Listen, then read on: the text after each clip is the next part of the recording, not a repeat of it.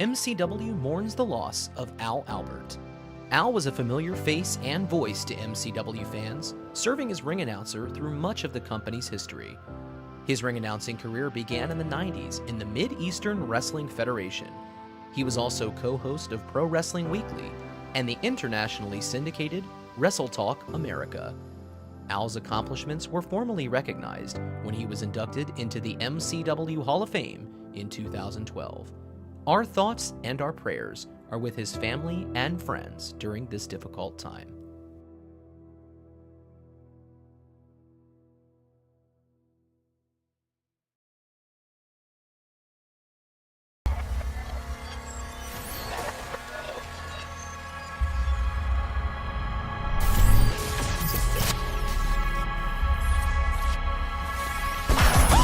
Ladies and gentlemen, please welcome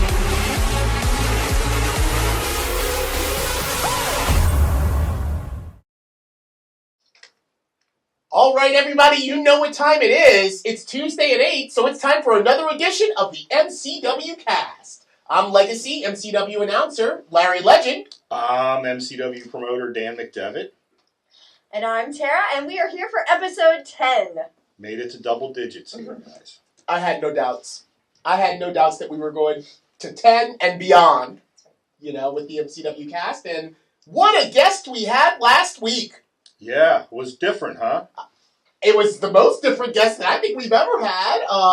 As far as being a profile, I mean, Leo's got a lot of followers, but this young lady, politician Kim Klacik, blew him even out of the water as far as a profile guest having her join us. Yeah, absolutely. Well, she really kind of burst on the scene, got herself over. Yeah. There's a lot of correlation between politics and pro wrestling and real life and pro wrestling in general. Maybe that's just me, but I've always kind of, my whole life, I think everything in life kind of is a work. Everything is a work. So some of our guests watching last week brought up the fact that her style in that promo video, in her video where she's walking through the streets was, kind of keeping it old school like wrestling and, putting the feet to the pavement and putting out those flyers and, really getting the town behind you. And that's kind of what she did. Well, that's one of the things that just jumped out at me. And probably because we are obviously all from Baltimore. So she was maybe featured here in Baltimore because she was running for an office, a seat in the House of Representatives here in the Baltimore area. Maybe we saw it more. Maybe she was showcased more. But it just not just jumped out at me like how different her marketing was for herself.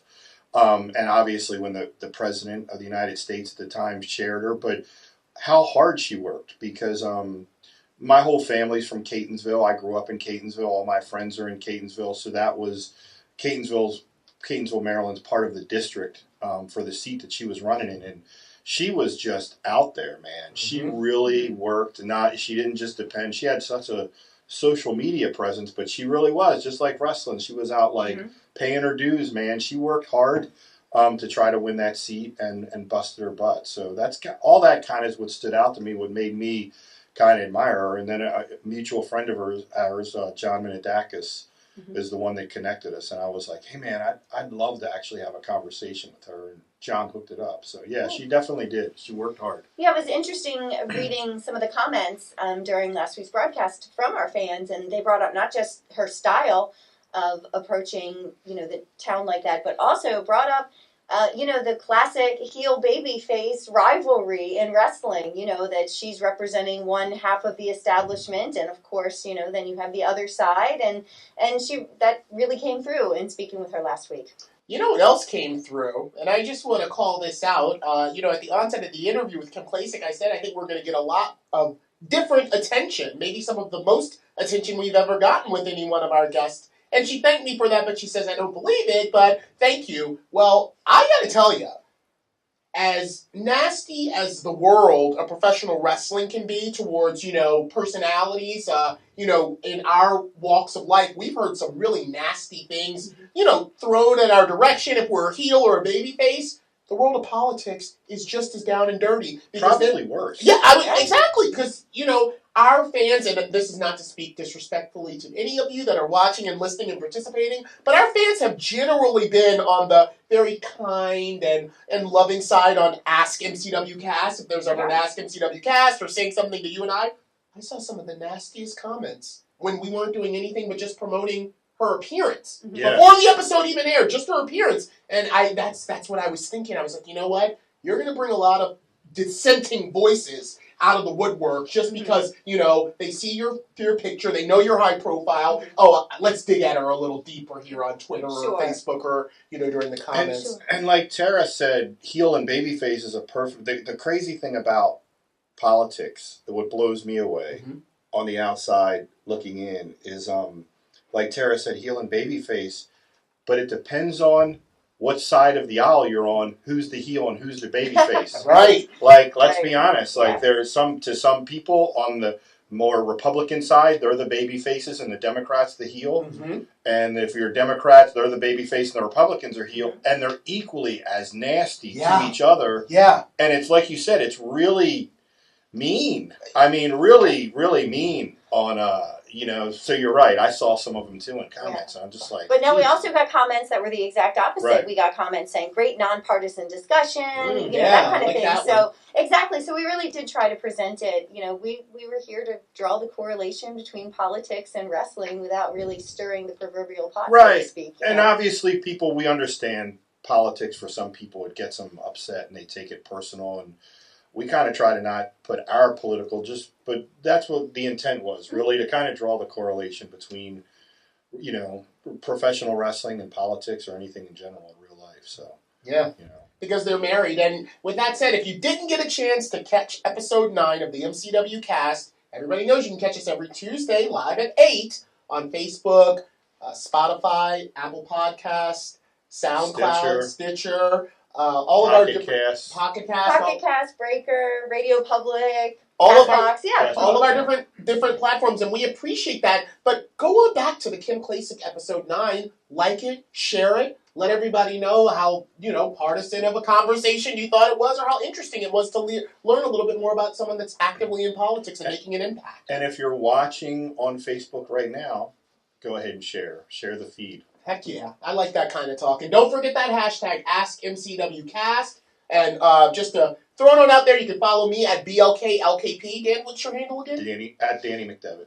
Tara? At MCW Tara. Yeah. So interact with us. I would love to be able to establish us as the most interactive podcast out there because we're talking to our Greg Papa Lucases, we're talking to our Dr. D's and all of our fans, our homegrown fans, and we want to continue to hear from you even into now, episode 10. Right, and we got, this is a first for MCW Cast, a couples episode. I like the sound of that. That's right. We do have a couple that is both, involved in our world of professional wrestling and quite involved with one another. So we're going to be looking forward to talking to them. Well, you're gonna let us know who it is? Absolutely. It's our very own MCW Ref Becky and Nick Comoroto. Very good. After the break. All right. See you then. We hope you're enjoying this week's episode of the MCW Cast. At MCW Pro Wrestling, much like many small businesses throughout the country, the pandemic has presented many challenges. For a company like ours that hosts events with live audiences, the impact has been even more severe, and all of our forms of revenue have been cut off. In order to continue to engage with our fans on a regular basis, we made the decision to begin to produce the MCW Cast and are providing it for absolutely no cost on Facebook Live, Twitch, YouTube, and SoundCloud. If you'd like to support us during these challenging times, you can do so in several ways.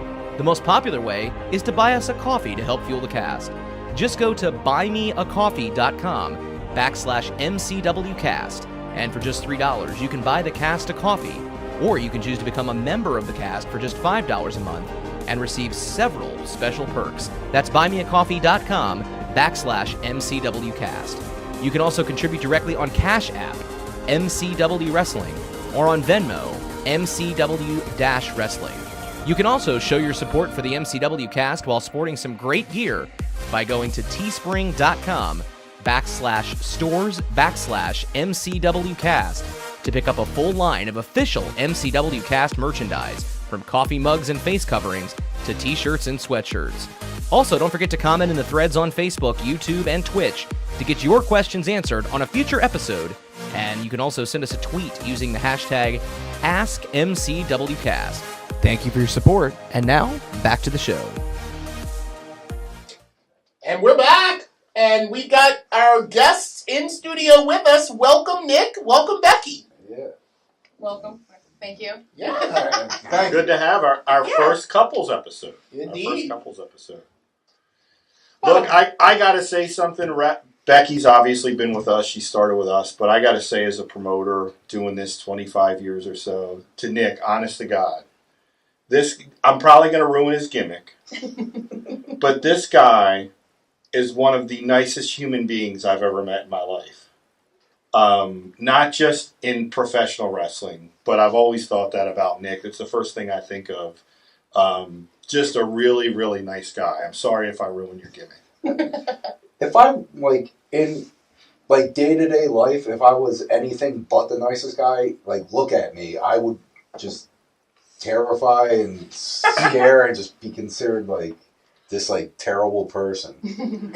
Don't you guys agree? I mean, He that's is what a I've very always nice thought guy, about yes. Nick. That's what I think of with Nick. Man, what a nice guy that dude is. What a nice human being. I guess I see what you're saying, that, a generation or so ago, you would look kind of like a pit fighter, with the look and feel of what you give him day to day. So you got to kind of put on that niceness to make sure people aren't thinking, wow, this guy's going to rip my head off if I cut him off on the freeway or whatnot. And Nick, you signed. Did you sign with AEW? Not totally. Right. I still don't have the Is All Elite. I'm currently a part of the Nightmare family, and just I'm constantly getting invited back down. But you're getting great reviews on matches and everything, yeah. Yes, I am. And Yeah. So I thought I did see a graphic that said Nick Comoroto is All Elite. Was that a fan made, or I thought I saw that? I'm pretty sure it's fan made because I haven't seen it yet. Okay. I'm in the Nightmare family, and that was the announcement. Okay. All right. Gotcha. Right on. Okay, Excellent. well, congratulations to you on that. Was it Moxley? John Moxley I guess I heard a lot of buzz about a match a couple weeks ago. Was it the Moxley match? It was the Moxley match. And as of late, I've just been wrestling on AEW Dark, and just my first match was actually with Darby Allin, and that got a lot of buzz. Right. But it's AEW Dark, and I'm constantly on AEW Dark and getting good reviews. But then again, it's the YouTube show. Right. It gets a lot of views, the AEW Dark. It does. Yeah, it gets a lot of viewership. I get a lot of people asking for me, but AEW Dynamite has a lot of viewers as well, that don't watch AEW Dark. So right.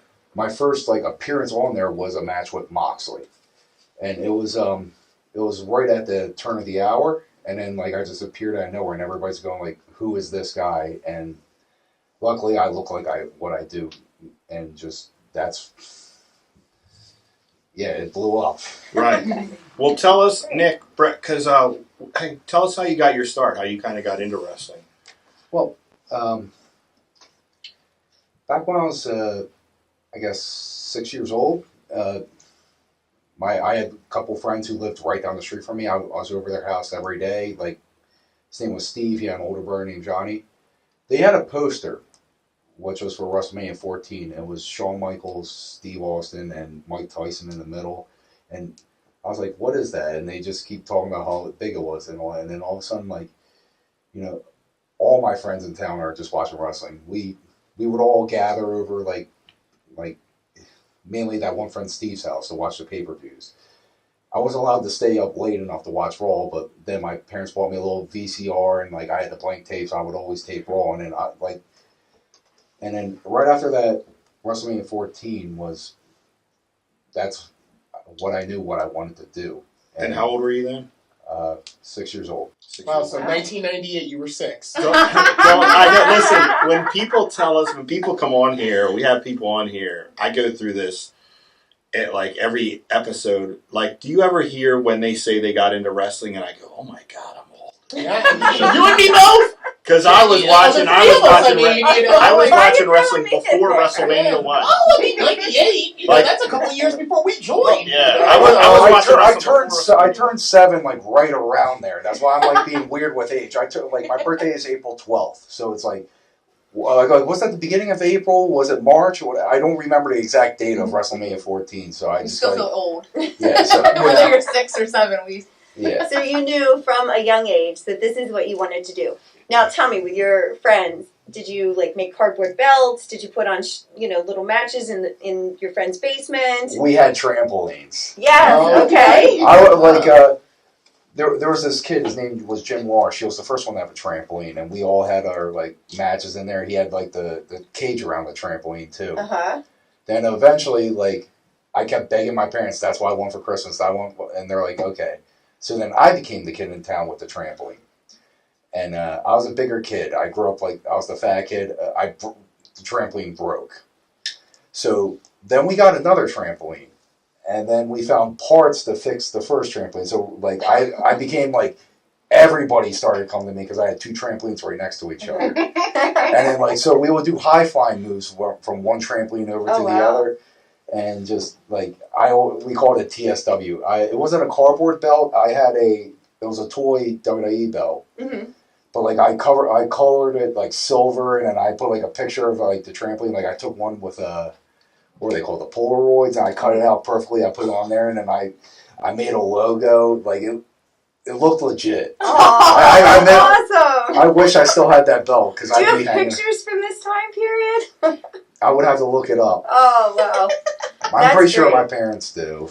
That's great. Trampoline wrestling. There's like a whole big thing. There's lots of I looked at some of the channels on YouTube. There's Trampoline Championship Wrestling. There's all different ones. I wish I would have. When I was kids, we had like these trees that we wrapped garden hose around in our backyard, and I would I got my head busted open a couple times from getting like DDT'd on a tree root. Mm-hmm. Yeah. You know what I mean? Like the trampoline wrestling that came around years later was safer. Much safer. Yeah. What about? I didn't wrestle in the backyard, but I broke every couch that we had because I would constantly try to jump onto it from the sofa, and that was it. Becky, how old were you? When were you when you got? Because obviously you trained here at the MCW Training Center. Mm-hmm. But what was it? Were you into wrestling too when you were younger? Oh my gosh. So as a kid, the Saturday night main events, like back in the 80s. Yeah. So like we would schedule like events around then. So if there was like a carnival in town, but there was also the Saturday night main event, we didn't go to the carnival. Like, no, we don't have a VCR. We weren't rich. Well, Saturday night main event, I think we brought it up on one of the earlier editions of the cast. Yeah. It used to be a big deal with Saturday Night Live, and it was kind of like, this is a special, and they would have all the ads leading up to it. Don't forget Saturday night's main event this Saturday on NBC or whatever. Oh my God, I can still watch it now as an adult, and I still feel like that little girl. Because, I don't know, Bret Hart will come out, and I'll just start screaming. Oh, and man, I'm like, my whole family was screaming. My sister and my mom definitely. And then when they did the Friday night specials, the main event, that was even better. Indeed, yeah. So, I blew off a date that a girl that a double date, and like my buddy in high school, Chad, was livid with me because there were these 2 pretty girls, and we were trying to go out, but I told him, he thought I was kidding all week, like we're going out with these girls, and I was like, no man, the Mega Powers and the Twin Towers. Right? And he was like, no, and then all week, and he made the plans, and then it came to like Friday in school, and he's like, I'll pick you up, and I'm like, no. You won't?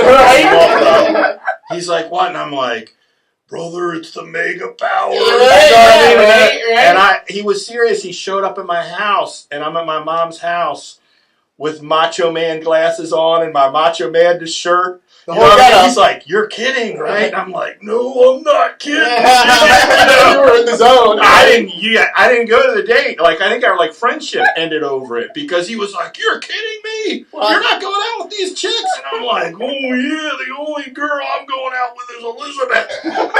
Right now tonight on the main event.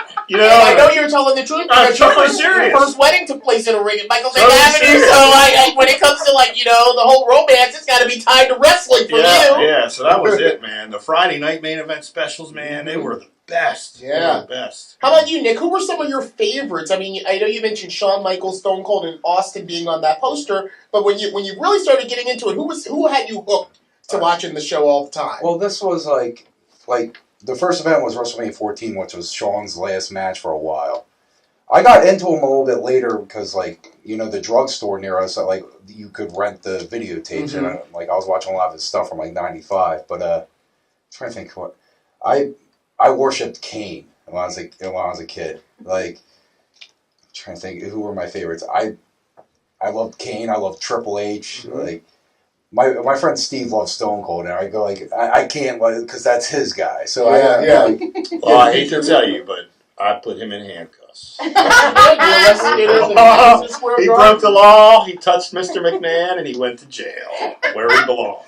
Lucky you were there to officiate that Yeah, day. Mr. McMahon was lucky. I was there to take care of business. Like, it was such a different environment. I was 7 years old, and like, you know, every night I get to watch this guy like flip off his boss, and then like it was like thinking like I go on the network now and I watch it. I go, wow, this is like very raunchy, like compared to what it is now. Like, and it was extremely entertaining. Like, that's what hooked me as a kid. Like, You want to know something interesting? Real quick, I see you're about to interject here, Dan, but if you actually had those tapes from that time, it actually is a lot raunchier if you actually caught the program and recorded it than what they have on the network now. Oh, did they cut a lot Oh out? my I gosh, didn't yeah. watch Absolutely. And I was a little older than you around the time that you got into it. I was around 18. And I recorded every episode of Raw on tape, and I still that have those. content was. I mean, it's. I don't even know if they could air that content in today's culture the way it is. Like when Goldust dressed up like the baby. Do you remember that? Oh, Goldust would be canceled. Yeah. Oh my God. Goldust would completely be canceled. Dressed in a drag, a sable, all of that stuff. Yeah. Well, Becky, how about you? Who were some of your real favorites that hooked you in early on when you and your family used to watch Saturday Night's Main Event? I loved Bret Hart because, like, as a kid, he wore pink. So I'm like, oh, I love him. And the first show that I came here, was in 2014. Is that what got you here? Was it Bret Hart? Yeah, because somebody that I was dating heard it on the radio. So he got me tickets. So we came, and I was shaking. Like, I thought I could never feel that, you know, like nervousness and like wanting to like throw up. And every time I saw him, I felt like I was going to pass out. And when I finally got to him, I had like a whole speech in my head. I was going to be like, oh, you're my favorite growing up. You know, blah, blah, blah. Once he locked eyes, I started crying. I said, Did you really? I love you. Is it? No, did you really? Yes, Wow. he just goes, okay.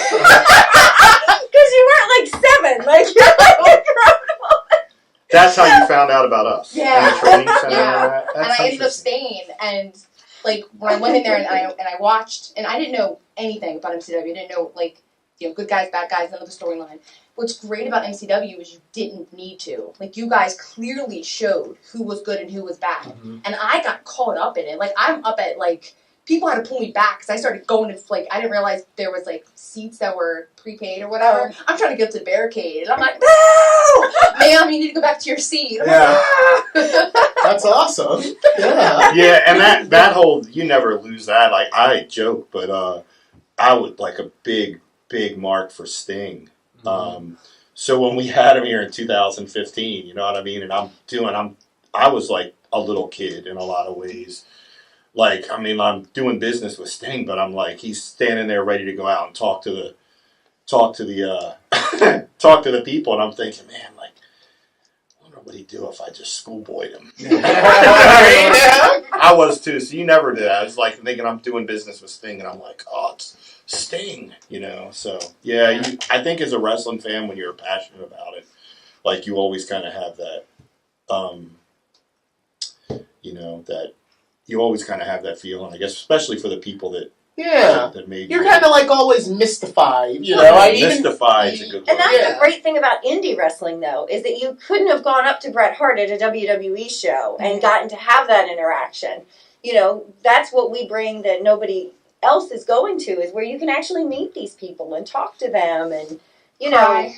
and cry and profess your undying love to them. I mean, whatever, you know, some people just go for an autograph, you know, you profess love. I mean, it just works whatever way. Yeah. But that's the neat thing that, you know, is something special about indie wrestling. If you've never been to an indie wrestling show, you know, we're going to have them again soon, one day. So It's coming sooner rather than later. Exactly. So when you came to that show, you didn't know anything about MCW. Had you thought about getting into wrestling before that, or Not at all. not Like, at all? I Right. hate to say that I was like oblivious to all of this because I only knew like WWE, WWF. You know, like I was really into that as a kid. When it got to the late '90s, the Attitude Era, I kind of fell away from that because I thought it was too raunchy. Wow, really? That's Yeah. a surprise because that's when it got really Yeah, hot. I should have been in like the age bracket that I loved it, but I thought it was too raunchy, and I'm like, bring back, you know, Doink the Clown. Gobbledygooker.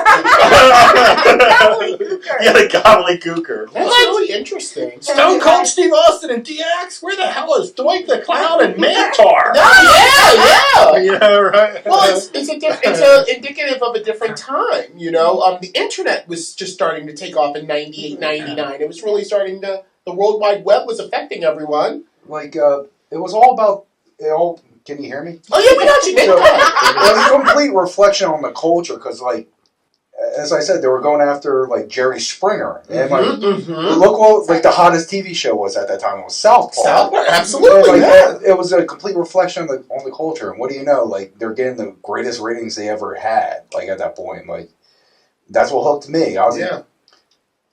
I remember hearing, like, in a documentary about PlayStation, they, like, when they tried to market it, they go, like, how do we want this? They go, like, what kind of age bracket do you want to be? They kept saying 19, because when you're young, you want to be, like, 19. When you're older than 19, you want to be 19 again. That's true. So they picked 19's the perfect age, and I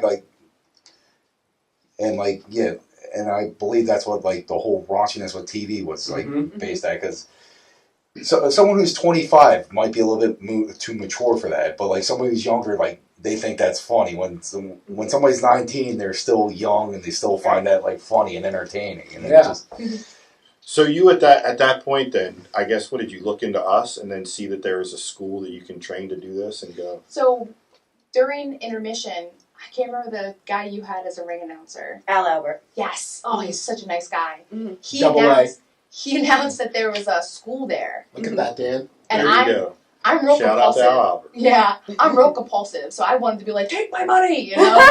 So I'm like, all right, Becky, give yourself a month. If you can't stop thinking about this after a month, I'll let you go pay for this. And then on Facebook, you guys put out that it was like a special for Christmas. Like, you knocked it off like $500. And I'm like, well, there's my sign. Yeah. And I actually came and talked to you. You were the one that Right. I came and talked to. And I like to investigate what I'm putting my money into, so I actually really researched you, and I found like all your old matches. I don't know if you remember this, but No. at the end No, of I our don't. at the end of our talking, because you're just like, some wrestling could be for some people, can be for not, because I was military at the time. And you're like, some people do it for fun as a hobby, some people take it as a a career. He's like, but if you're military, because you also had Rob, he was military too. You're like, it's fine, not a lot of people like make it to the big. You can just stay here and have your fun. And you're like, so do you have any questions? And I was like, no, corporal punishment. I don't. I was like, but I want to tell you some history about you. I started talking to you about your matches just to let you know that I knew about you and about MCW.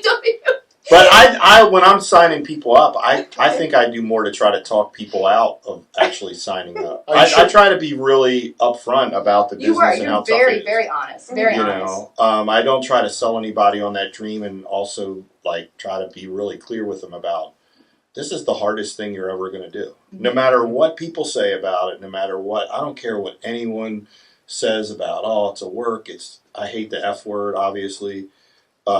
But it is really the hardest thing you do. And even after you decided and kind of changed paths from wrestling and gave refereeing a shot, which was definitely your calling. So, I mean, we've told you, like, a phenomenal referee. Referee is in a different way where maybe it's not as physical, but mentally. I could never be a good referee. Like, it's very mentally... It's just mentally challenging to be a good ref. Yeah, good one. So everything about it, no matter what direction you head in wrestling, it's gonna, just making it is one of the toughest things, I think. You do, but Nick, it sounds like you knew right from when you were young, and you just pursued you knew this was what you were going to do. So I based like a lot of my life of I'm going to be a is pro it going wrestler. to benefit me in pro wrestling in the future? Like I got into amateur wrestling like when I was really younger, and like it's because like they'll be talking about this guy being a college All-American wrestler, this guy. So like that's my goal, and since I can't be involved in like any pro wrestling right now, like that's what I'm going to do. I was a fat kid, so I got my ass kicked for years, and like I just remember coming home just being all scuffed up because I was a heavyweight at like 13 years old and just getting demolished by like the 16-year-old with a beard, and then just then going into high school I lost all the weight. Finally, it came right back on over the years, but like then I entered in high school and like I did have some skills in amateur wrestling at that point, but there was like an opening for like the starting varsity spot. I clearly wasn't ready, so I cut a whole bunch of weight, and I made the weight class, and that was probably the most brutal beatdown I've gotten like for an entire year. My freshman year of high school, I went 7 and 28, just getting destroyed by like upperclassmen. And then I couldn't really take that, so I locked myself in a gym. While everybody was out like partying, socializing, having fun, I was in a gym. And at the end of my freshman year, I was able to outlift the entire football team, the entire school. Besides this one kid who was also a freshman. I can probably get into that story a little bit later. But I just kept going at it. Then my senior year, I surpassed everybody. There was this other kid on a team that was like supposedly my friend and all that, and I remember he was having jealous fits because I was the one going to states. I was the one who was winning districts. I was the one doing, and I was the one guy who accomplished anything on the team. Then I go to college, and again it's just I'm going there and getting my ass kicked by top ranked guys. I went to this place called Gloucester County College, and I always called it the South Jersey All-Star team because amateur wrestling's a little rough compared to other sports. If it was football player and if you were a football player and you did good, you get some kind of scholarship to some school. If you were just good in wrestling and not the absolute best, you're not getting a scholarship anywhere. So a lot of these people, they go to the community college first.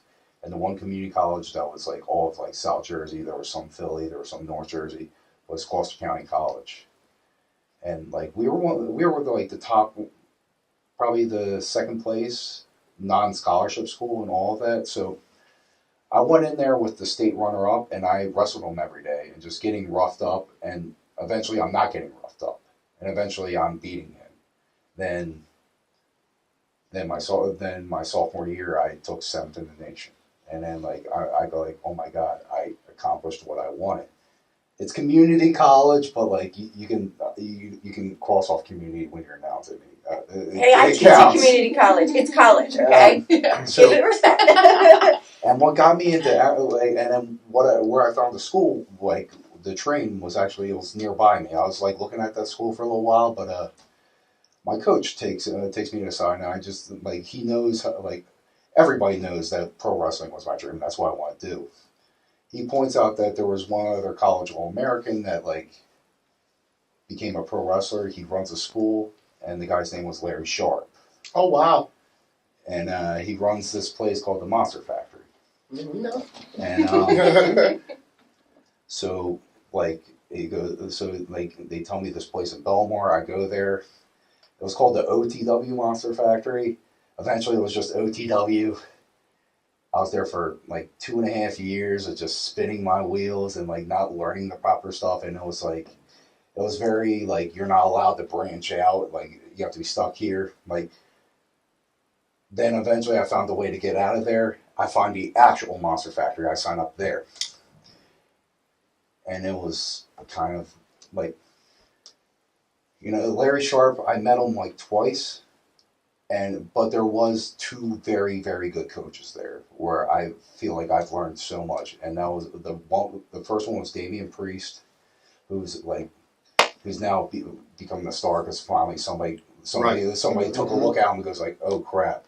And the other was QT Marshall. And Oh, well, I yeah. owe so much to him for like everything he's done for me, and just I've been through wrestling with a lot of years, and you can tell I'm not like a very social person. So like I know when I'm getting bull like BS. when I'm getting BS'd, but like I don't know what I can do about it, and it's just like they call it carnying and pro like, and I'm just hearing it, and like again I like, how do I branch out to this indie?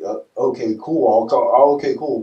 We'll talk it over on Wednesday, and then like I go on Wednesday, and the guy doesn't show up to help me. We're like, I try to hop in a car with a bunch of people and go to a show, and he goes like, "Oh, you did that without permission?" I'm like, "You're in trouble." I'm like, "Really? I just went to a show on it," and then like, so then I'll ask him for permission, and he goes, "Oh no, we have training that day," and then like, okay, he opens up the doors. It's me and two other guys, and then he just leaves, and then it's just like. I felt very trapped, but like, and then you have QT Marshall comes up to me and he's just brutally honest with me, dead honest, and I'm like, this guy is amazing. Mm-hmm. And again, he's probably one of the most like underrated, like skilled wrestlers, and then just, I'm pretty sure they all realize that in AEW over there. Yeah, obviously he's doing great for himself. Wow, that's awesome. Well, we want to hear a little bit more about some of those earlier training days and as your training progressed, which got you to where you are now. And also want to talk to Becky about how her training here then branched out into some other opportunities as well. So we're going to take a quick break, and when we get back, we'll hear the answers to those questions and more. So stay tuned. Fuel the MCW Cast by visiting buymeacoffee.com/MCWcast. And for just $3, you can buy the cast a coffee. Or you can choose to become a member of the cast for just $5 a month and get several additional perks. That's buymeacoffee.com/MCWcast. Show your support for the MCW Cast while sporting some great gear by going to teespring.com/stores/MCWcast. You can pick up a full line of official MCW Cast merchandise, from coffee mugs and face coverings to t-shirts and sweatshirts. Visit teespring.com/stores/MCWcast. All right, and we are back with Nick and Becky. And before we took our break, we were talking about places that you've trained. And Nick, you were telling us about going to the other Monster Factory and the influences there and how it was a better situation for you. So did they have like a fake Monster Factory? Is that what it was? No, it was like the original school. Like the original school was that place in Belmar, but it was associated with another place, and then like somebody bought the name Monster Factory off of Larry Sharp and started like his own thing. You said something that I never knew, and I never knew that Larry Sharp was an All-American. He was? Yes. He was an All-American. I never knew that. Larry, My story, like, I actually went, when I was, so I met Larry a bunch of times. I'm a little bit older than you. Back when I was 17, 18, I was driving up to New Jersey a couple times, and I did tryouts, and at the time, Glenn Ruth was the trainer, Headbanger Thrasher. But he was wrestling on the indies as the Spider then. And I was all set to go, and I was going to drive back and forth a couple times a week to New Jersey, and then I found a flyer or something. Someone told me that there was a Baltimore Monster Factory, which was Dwayne Gill. And I was like, oh, I was thinking Monster Factory, but it was essentially, he was really just paying Larry Sharp for the name. Right, yeah. So the wrestling business is a carny business, because then I signed up there and paid money and never saw Dwayne. Luckily, I lucked into like Axel and Ian Rotten beating me up and then deciding they wanted to teach me. But that's why I asked, because it's such a carny business in so many ways. That's why I was asking. But I never knew Larry was an All-American amateur wrestler. I was just like pointed out to that like by like one of the wrestling coaches. You would be like, yeah, Larry Sharp was like a very accomplished amateur wrestler with Gloucester County as well, and he has a school right around here. I had an idea of it, but like just that felt like, okay, go on ahead and do this. Like, so did you ever meet Larry? You never got to meet Larry Sharp? I met him once. You did, yeah. He was. I liked him. I met him a bunch of times going up there. Well, his name is legendary. Like, even just hearing his name, we know Larry Sharp. And I actually learned about the Dwayne Gill Monster Factory once I joined MCW Pro Wrestling Training Academy in it actually, you kind of were revealing that they were just using the name. Mhm. They were hooking y'all with the name of the Monster totally Factory, hooked, you yeah, know, yeah, and yeah. it's like not even the same affiliation. I mean, it was just like, it was down in Glen Burnie. Mhm. It was a warehouse with just a ring. And I walked in. When I went up to Larry Sharp, one of the things that hooked me, and it's kind of what when I opened Bone Breakers, I tried to get, like, walked in Larry Sharp, and it was just like pictures everywhere of all these guys that have made it, and it was just like wrestling memorabilia. So it was Mhm. kind of like, oh man, this is all, Yeah. you know what I mean? When I walked in, and then when I walked in down in Glen Burnie, Dwayne's just a concrete walls and a ring.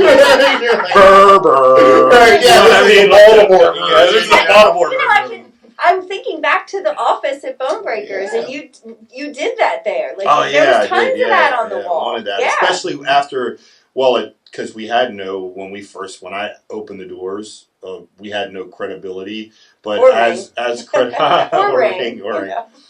As we built that, and as we built it with shows, and we built our story, and we built our reputation, yeah, I would get memorabilia and pictures and hanging on the walls, and that's what I wanted people to see, because that's what I remembered me being a kid and walking into a wrestling school. It wasn't just the ring; it was everything. Yeah. You know what I mean? Just so Full presentation, yeah. yeah. Well, Becky, I know you trained with us here at MCW Pro. Who were some of the memorable folks that you can remember at the onset of your training that positively impacted you? Maybe made you want to not come back? Is there anyone that stands out that you can think about once you took that step into training? I think the biggest one is the Bruiser. Of He's course. the biggest one. I think the day that, like, so I got mad at him one day because we had, I was learning to ref, and I kept asking questions, and I felt like I wasn't getting any answers. So then we had kind of like a special guest there, and I did a count wrong. They were coming up from a double down, and I didn't quite know when I had to stop counting. So when they both started, like, kind of moving, I stopped, and that person started screaming at me. So I got real mad because those are questions that I was asking. And I don't know whether maybe it was like, you have to kind of have like an initiation, you know, like see how much you want it, that if it seems like we don't care, see if you don't care as well. Well, I did care. So I got mad and I walked out, and I remember Bruiser walked after me, and it's kind of like, do you remember the first time you ever like yelled at your dad? Like cussed at your dad, and you're like, oh God, I just cussed at my dad, you know, like he's gonna punch me. I got so mad when he came back and he asked what was wrong. I started cussing at him. I'm like, you know, I've been asking questions, like, and this person come in and start screaming. Like, I asked this question last week, and I was just like red in the face. And when I was done, I was like, oh no, I'm not gonna come back. You know, like, oh God, he's gonna pick me up. He's gonna like, shit, get me out of here. Show you the door. But he actually looked at me and goes, okay. Yeah, And it was the nicest like okay he ever gave me. Do you know why? Do you know why? Because at that moment, I can tell you, because he was my kid, at that moment, he wanted to teach you everything he wanted to learn. Because he realized at that moment that he wasn't going to be wasting his time. Exactly. That's how I felt. Yeah. It's, I tell the story and talk, like, when RJ really wanted to train, I'd tell him, like, for me, I would get heartbroken so many times, and I would tell him, like, you're going to get heartbroken. You're going to get heartbroken by people that you want, and you know that they have the ability to make it really far, but they quit. And, like, that takes a piece of you every time. So, like, you almost become guarded with your information, even though you're a teacher. Sense. Like, you're like, I don't want to give a piece of me to her unless she really wants it. You know, so you just telling me that story, I can say right there at that moment, RJ was like, all right. Yeah, he was like, real nice to me after that. Yeah, like, okay, now I'm going to teach her, because you showed him your passion at that moment. You showed him, like, I want to learn this. Becky, you fired up. Now, You know, in so many words. I remember we pissed him off another night. You and I did training in the ring doing. We were doing body slams, because that was when I had a couple matches that summer with Mickey right after she had her kid, and I hadn't been in the ring in some time. So I was like, I remember telling RJ, I want to do the beginner's class. I want to do it. And that was when you had started training. And remember, he was getting so frustrated with us doing body slam drills. He just walked away. sandbagging every time. Like, and he just muttered. He switched rings and made Dean come over to us. I don't know if you remember this or not. I do remember it. I do remember it. And I was just like, and I felt so bad because I'm like, I swear this is coming down on me. This is directed at me, and I felt bad because you were new, and I was like, it's okay. But I don't know. I just remember that. Yeah. So I'm glad that he came around, and he did see, because you had proved yourself by then, and that you did want it. And one of the best investments you guys ever had is having a Keener. He has taught me so much. And Jason Cannon. He's one of the best refs. Keener's one of the best refs in wrestling, I think. They just, Ring of Honor just did their 19 years of 19 great matches, and the first match they showed was Low Key versus Christopher Daniels versus the main event of the first ever ROH show. And Keener was the ref. Yeah. I was like, whoa! I mean, I remembered him from the ECW days, the tail end of ECW, but I didn't realize he was on that first ROH show too. So he's so good. He has a career that spans multiple decades, multiple companies, and is still imparting his knowledge and wisdom onto us here at MCW Pro and a few other places. So good. So good. In 2018, when I got invited down to do a tryout with NXT, it was me and two other refs. We all had to do our own match. It was like a showcase. And I had Cassius Ono, or Chris Hero, and he had a new kid, Stacy. And before they went out, he's like, oh yeah, so there's going to be a falsie, and he's going to kick out at like 2.99999, and this is his first match. And he walks out. I'm like, oh, okay. Nice. And one of the things Keener taught me was, if you do hit that 3, but they come up, you have to really, like, if you don't believe it, the crowd won't believe you. So you got to be big. Be like, no, that was 2. It was so close. Mm-hmm. So when that part came, because I'm like, this is it. He's probably not going to kick out, before I hit my hand. And sure enough, I hit my hand. But I was so mentally prepared for that when I hit my hand and he kicked out, no, it was so close. So we went into the back. I kid you not. Like, I slid out of my chair when they said this to me. It was Drake, Brewer, Jessica, and Tom Caster. And they were reviewing our matches. And when it got to me, all of them looked at each other and were like, Becky, you did a great job with covering that when you actually hit 3. In fact, it kind of looked like Keener, right? It looked like Keener. I'm like, no way. I slid out of the chair. Oh, really? That's awesome. I was giggling. Because I was so excited. So then I messaged Keener, and all he gave me back was a thumbs up.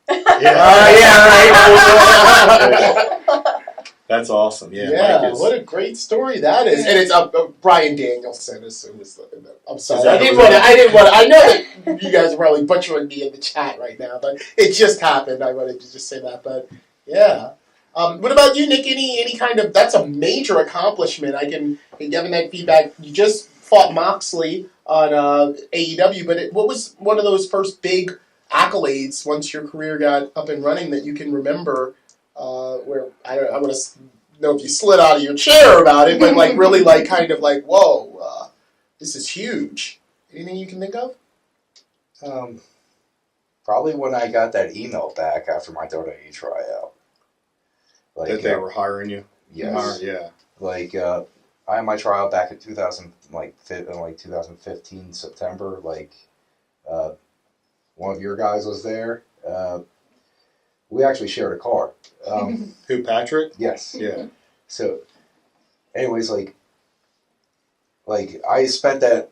How do I say it? It's like just. I knew, like, Jerry Briscoe was putting me in because he loves the whole amateur wrestling things, and we brought him into, like, the Monster Factory to evaluate us and put us in, like, it was actually a part of QT Marshall's documentary and all that. Originally, 4 of us were going to go. One kid, he was actually just a kid. He sends Briscoe his information with a bunch of misspellings and all, and they're like, okay, he's not ready. Then I have this one really good friend. His name's Billy Damiana. He was actually like a Greco-Olympic alternative and all that. Problem is he's covered with tattoos, and not just tattoos, copyrighted material. So there was a picture that went backstage, and this is something I heard about. It's just like it was a picture of me, Matt Riddle, and Billy like next to each other, and like and then Billy's standing there. And he's got the Mortal Kombat logo right here. Apparently somebody goes like, no, we can't have that. And then just he gets his tryout next. And then finally just something happens with QT, and they're like, yeah, we like, and they decided not to bring him down. So I ended up going all by myself. And just that entire summer, I was like, this is my one chance. I'm nobody. I am nobody. Nobody knows who I am.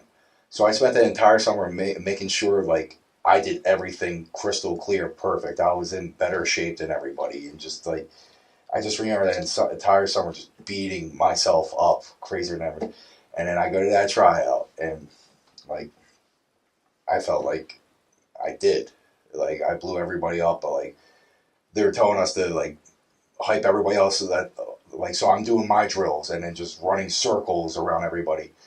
The episode was actually on this, what was it, Proving Ground show they had? Like, they edited around me, because, like, William Regal's, like, flipping out at people, going, like, how hard is it to bloody step forward, blah, blah, blah, blah. Good job, Nick. And then, like, and then he's still flipping out afterward, and then they edit it out like that, and, like, so they edited him putting you over. Yes. Yeah. That's great. So, and then, like, all that, and then, like, everybody's, like, coming up to me, like, the very first day, like, I'm still, like, I never have, like, really high confidence in myself, because I was always put down, like, and just, you know, I'm not very high on myself, so, like, I go to shake, he's, like, a very big official, and then, like, I'm, like, sort of looking at the floor, like, when so he immediately stops, he goes, Nick, I go, like, holy crap, he knows my name. Nick, look at me in the eyes, that's going to be very big when you're here. Listen, you're a effing stud, start acting like it. Oh, you said that William Regal? He was an official. I wonder if I could just say it was Canyon. I don't know if I can say that. Canyon Seaman? Yeah. Yeah. So, yeah, hopefully that doesn't come back to bite me. But, like, anyway, but, like, so, like, and then, like, everybody's, like, congratulating me afterwards and all that, like, and then, like, at the end of the whole trial thing, like, they're secretly sneaking people into, like, the trainer's room to do stretching and all that, and, like, then we go into the car together, there's four of us going, like, yeah, and then Patrick's the one that goes, like, yeah, how weird was that stretching thing? And then, like, I go, like, yeah, and then it turns out the other guys weren't in it, so they're like, wait, what are you talking about? So I get an email, like, a little bit later going, like, we're planning on signing you, but not like, just not now. Like, mm-hmm. I was giving the whole thing, like, you look like a lot of people we have, and just, like, but, like, apparently I did everything so well that they want to have me, and just the amount of work I put into it, and just to see that it happened, you know, it took a while for them to finally bring me in, but, like, the fact that I got that was probably, like, one of my happiest accomplishments. Happiest first accomplishments. After the match with Moxley, just went nuts, and then, like, I go backstage and they're like, "Yo, that was nuts," and then, like, I'm seeing everything on my phone. Apparently I was trending on Twitter, and I just, like, I don't know how true that is, but, like, are you active on Twitter? Not very. Great. Welcome to the club. So, like, apparently, like, just hearing that, like, just, like, and, like, the thing is, I wasn't, like, a regular on TV. That was my very first TV appearance ever. And just everybody's like, holy crap, look. And it wasn't even a long match. I went toe-to-toe with Moxley, who was ranked number 1 in the, like, PWI for that year. So, like, of course, a lot of people are watching it. And, like, I got to stand toe-to-toe with him for a bit. And then just everybody goes, like, who's this guy? We want to see more of this guy. And just, that was mind-blowing. Yeah, well, those are two. He brought up something that I never even thought of, and what's that? When he was talking about the guys getting brought up or not brought up, a guy having a Mortal Kombat tattoo. Oh yeah, I didn't even think about. I never even would have thought about that. Like that, I guess you eliminate your chances of. Mm-hmm. Like I guess they can't put that on TV with a dude with a Mortal Kombat. CM Punk had a Pepsi one, didn't he? I think it was inspired off of Pepsi, but I don't think it's the exact same. Similar. Yeah. Okay. Yeah. He was also CM Punk. Okay. Well, but you know what? When he was doing dark matches at the Baltimore Arena too before becoming the CM I guess Punk. it's something they gotta. Yeah. I remember actually because I remember watching. I was there one night and he had, and I actually noticed the tattoo and I couldn't stop staring at it the whole time. He was a dark match. It was like maybe SmackDown or Raw or something, and my eyes wouldn't leave his arm, and I just found it distracting. But it was him versus Joey. at the Baltimore Arena, and then also there's that J.R. Ryder versus Chavo, and J.R. Ryder tore Chavo's bicep out. I was there. I think we might have been next to each other. RJ did we? Yeah, RJ was there. Didn't we take a picture with Dr. D afterwards? I'm pretty sure we did. Yeah. Sorry for the little flashback. Yeah. I had to come along on our journey. Now, Nick, you mentioned you know that they said they wanted to bring you in, but they weren't ready to do it yet. They eventually did bring you in. Yes. Correct. So it took a couple of years and like a couple of like a couple lows for me in life and all that. Just like, but like eventually, I get a call from some like. This was actually I took a hiatus from wrestling just because my regular life was getting screwed up. I was in accounting. I had an accounting degree. I was actually working as an auditor. And then my job was like they would actually send me to individual stores around the Philadelphia area. They're actually based in very North Jersey, and like I pretty much go over their inventory. The work started drying up. I ran out of money. Everything was going, and then I go like, "There's nothing going on with wrestling. I can't even get indie booking." So I took a little hiatus, and like. You know, like the fact that I took a break without permission, I got like a certain blackballing call where everybody goes like, where he's calling up everybody and saying like, "Don't use Nick. He's a terrible person." And then like, eventually, I find out like I just needed a break so I could find another job, and then I found another job. This is one of those long stories. And then while I'm working that job, I get back into wrestling, and then I get a call from somebody. It was Joey Mercury. He's like doing the whole RH dojo, and he goes like, "You're personally invited. Like we've heard a lot about you." I go there. I actually do very well, whatever. And they start prepping me for something, and I have a match on Future of Honor. Mm-hmm. I guess like shortly right after that appears, I get that call. Sorry, from WWE. Right? Yeah, I remember that now. I remember that. Yeah. Sorry, Nick. We know we haven't communicated in a while, but like, do you still want that job? Yes. And then a couple of days later, like we have our first date. Aww. That's around the time you guys met. About that. So you guys met at the ROH dojo? We did not. I actually couldn't stand him for the longest time. I Really? thought his name was Henry. I made it up. Because, What? Yeah. He was here at a show, and I was working security. So I saw him. So you weren't working shows when you and Cody Yeah, I became a tag team. did a couple shows. Yeah. All right, Yeah. Cody Vance, you guys did a couple. So you weren't working shows then? Not at the yet. time. I You were was just doing security. So Okay. I didn't actually get to meet him because I was doing security. But a month later, I went up to do Ring of Honor with Ken, Joe, and Dante and all of them. And I'm shaking everybody's hand. And I go up to him, and I'm like, "Oh, hi, I'm Becky. You were at MCW last month." And he didn't say anything to me. And it was awkward. I'm like, "Oh, all right." I walked away. And I went over to Ken and all them, and I was like, "I hate this guy. He's a jerk." And they're like, "Who?" And I pointed to him. I was like, "I don't know. His name's Henry." Because he wouldn't tell me his name. So I made it up. So then I don't remember this at all. you had a Band-Aid right there and it grossed me out. I worked manual labor and I got like smacked by like a tree. So then, because I was also invited to the dojo tryout, and when I saw him, I was sitting with Dante, and I saw him. I was like, "God, not this guy." And he's like, "What?" I'm like, "I can't stand him. He's just so," because I thought he was cocky, because he's good looking. Like, I thought he was being cocky. And I remember he kept buzzing around me, and I was talking to Dante, and he knows I hate being interrupted. And as I'm talking to him, he just cuts right in. He goes, "Do I smell bad?" And I walked away. Whoa! And I looked at him like, I "God." was talking to Dante. Like, for some reason I had a weird, I thought I smelled bad. Just like, I just wanted to, because like they bitched at this one kid for smelling bad at the previous Ring of Honor camp. So I'm like, okay, I gotta make sure I smell okay. Because like, I'm covered in hair, so I go like, okay, I gotta make sure nothing's trapped in there. Of course. Because if there's any kind of weird musty smell, they're blaming me. Yeah, yeah. So the "do I smell bad" wasn't a way to kind of get her attention. You were seriously wondering if you smelled You bad. cut me off. I was Yeah. talking, and you literally walked in front of me.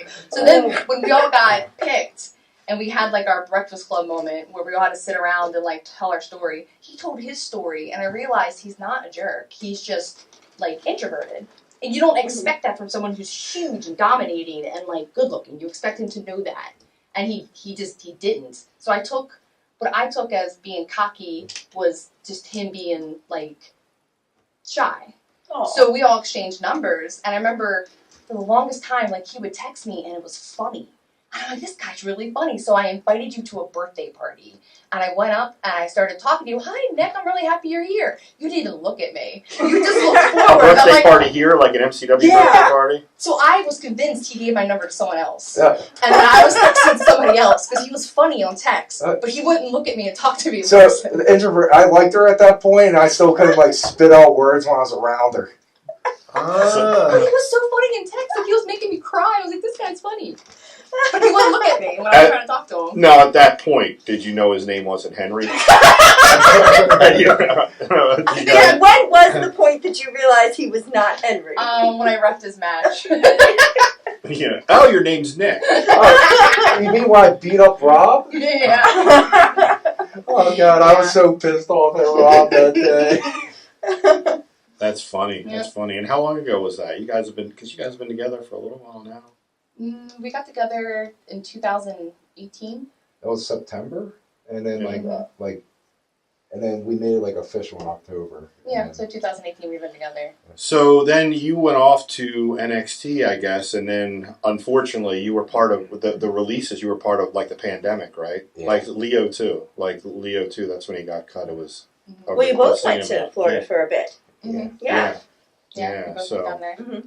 It turned out, but how long were you there? I guess you training. Were you doing house shows and stuff like that? I was on the road loops, and I was pretty much I was getting a lot of work, and I was getting a lot of training. So like, right. it wasn't a waste. Like, Yeah, no, not at all. Absolutely. I actually like Norman Smiley's. Like, what people say about him is true. Like, I learned so much in like the past year, and I'm a lot more confident in my skills in the ring, and just like, I made more money than I ever made in a job, and I did it to like train with wrestling and go do shows, and like there's nothing wrong with that. Yeah, no, it's all part of the journey. There's thousands of guys in wrestling that would love to be signed to WWE and train with them every day for a year. You know what I mean? You were getting paid to get to, career advancement and get on the job training. So obviously it led to, things happen. Things do really happen for a reason. They do. So, They 100% do. because you were down in Florida for a little bit, and it's always when people leave and come back, it's always like, hey, it's great that they're doing it, but it sucks that we're losing somebody. So like when you were coming back, we're like, it sucks that she's coming back, but it doesn't really suck that she's coming back because we're happy to have her Well, back. I think I can speak on behalf of all the birthday party crew that we were happy that you were coming back because that meant the crock pots were coming back. And also the So- shows. Yes, The shows and the too. shows Yeah. too. So for those of you who don't know, Becky takes care of keeping everybody happy and fed backstage when we are here working hard all day. So, like Dan said, while we were sad, we also were like, what's for dinner? So, and on that note, we're going to take a quick break. And when we come back, we're going to hear about some other things outside of wrestling and some more about Becky and Nick. Thank you. Stay with us. We hope you're enjoying this week's episode of the MCW Cast. At MCW Pro Wrestling, much like many small businesses throughout the country, the pandemic has presented many challenges. For a company like ours that hosts events with live audiences, the impact has been even more severe, and all of our forms of revenue have been cut off. In order to continue to engage with our fans on a regular basis, we made the decision to begin to produce the MCW Cast and are providing it for absolutely no cost on Facebook Live, Twitch, YouTube, and SoundCloud. If you'd like to support us during these challenging times, you can do so in several ways. The most popular way is to buy us a coffee to help fuel the cast. Just go to buymeacoffee.com/MCWcast, and for just $3, you can buy the cast a coffee. Or you can choose to become a member of the cast for just $5 a month and receive several special perks. That's buymeacoffee.com/MCWcast. You can also contribute directly on Cash App, MCW Wrestling, or on Venmo, MCW-Wrestling. You can also show your support for the MCW Cast while sporting some great gear by going to teespring.com/stores/MCWcast to pick up a full line of official MCW Cast merchandise, from coffee mugs and face coverings to t-shirts and sweatshirts. Also, don't forget to comment in the threads on Facebook, YouTube, and Twitch to get your questions answered on a future episode. And you can also send us a tweet using the hashtag AskMCWCast. Thank you for your support, and now, back to the show. All right, so we're back, and Nick, one of the first times I guess you wrestled for us was probably around Seasons Beatings. Was it 2016? It was interesting a match that you had. You and Preston Vance, who's now 10 in the Dark Order, and you guys teamed up against MJF and Malcolm Moses. So interesting. It just goes. This was actually a pre-show match that you guys did in 2016, and here 5 short years later, all 4 of you guys in the match are under contract. 3 of you with AEW and 1 with Ring of Honor. Was that one of your first matches with us? Yeah. I think that might have been my very first match with you guys. Was it?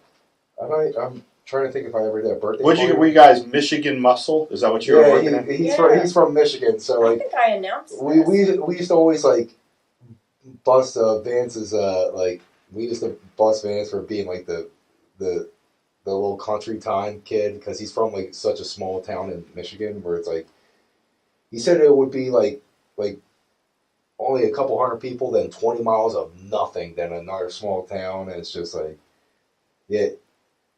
pure white meat babyface over here, Preston Vance, and then so when we came in, I don't. There's nothing great about Jersey, so we're Michigan Muscle. It also sounds better.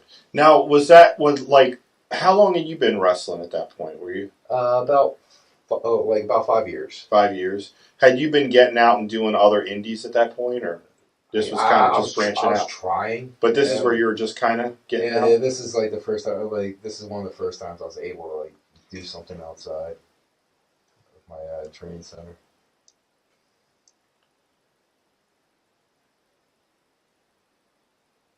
Yeah, MJF, he's doing pretty good for himself, huh? Yeah. Still wearing the same scarf, too. It's his signature. Yeah. Yeah. He got that scarf over. Oh, yeah? Yeah. About to say, he never needed to change. Right. Oh, it's a legendary print. It's Burberry. Yeah. Right, it's Burberry, yeah. No, I mean, his whole demeanor, the way he acts, the way he does stuff, he never needed to change. So, yeah, if it works, it works. Yeah. Meanwhile, I'm over there wearing this bright orange stuff, and I got told to stop doing that. That's all right, man. You were just finding You had yourself. the robe and the cape and the robe and everything. I remember. Yeah, I invested a lot, and they just told me I was just told to stop doing that. And you had the burlap too, correct? The burlap they liked. Okay. With the Ring of Honor tryouts, they I just really don't get this thing you're doing, and it always got to me. It just I picked the name and I picked the name off of a Bro Science video where he was talking about the evolution of the lifting man and the final form's Freak Feast, and it just he goes you're growing hair everywhere, 6-inch hairs at your back, you got hooves instead of feet, you start seeing the vet instead of the doctor, you just live to be big, and I that sounds hilarious and sounds hilarious. I'm gonna start calling myself that. And I came up with bright orange because everybody wears certain colors, and just bright orange is a traffic cone. Safety cone, right? It makes me stand out. So if you're just looking, you're just that's gonna grab your attention. And then what do you know? Just eventually people are just me, the way I look, that's enough. And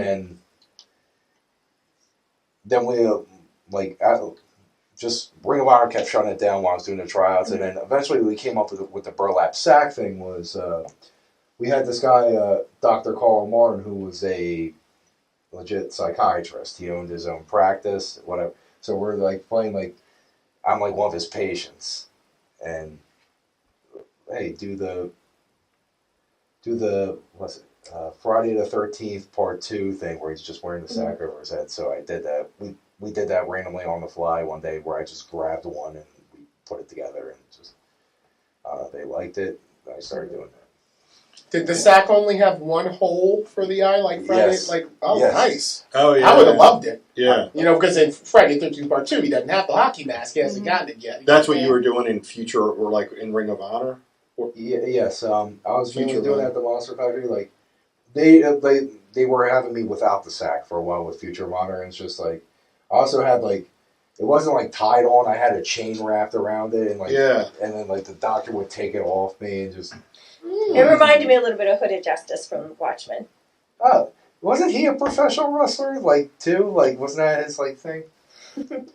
Well, hearing about the way that it's So- described, it reminds me a little of Morgus the Maniac, another Yeah. Maryland Yeah. icon. You know, they would Awesome. wheel Morgus down, and he'd be like in the straight jacket, like biting, like trying to get the folks, and then they unleash him, and then he'd go to work. Yeah. You know, Yeah. so Well, that's all. That's how you go through the process of like trying to find yourself and figuring out kind of who you are in the ring.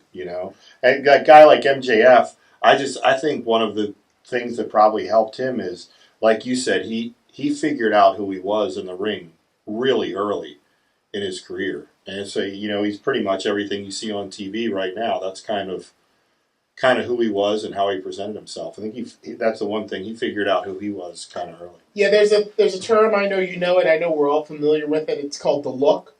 And Yeah. Nick, when I saw you on TV, that's what I saw is the look. Yeah. You came out of nowhere to fight Moxley, but that really was what I would think would make him want to sink his teeth into having a match with you, is the look of like his character and your character clashing. And the same thing can be said about MJF. You want to see that look, that type of fighter get his just desserts or whatever happens. So yeah, not only is it finding his place, but that confidence to kind of like, that walk and that swagger that brought y'all both to the dance and is going to keep you there. Right.